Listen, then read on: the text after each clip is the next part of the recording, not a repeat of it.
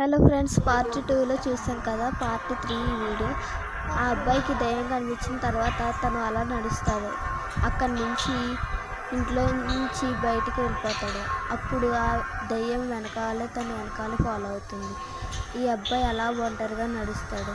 అప్పుడే తనకి ఎదురుగా దయ్యం నిల్చుని ఉంటుంది. అప్పుడు ఆ అబ్బాయికి చాలా భయం వేస్తుంది. అక్కడికక్కడే ఆగిపోతాడు. ఏదో ఒక చెట్టు వెనకాలకి త్వరగా వెళ్ళి దాక్కుంటాడు.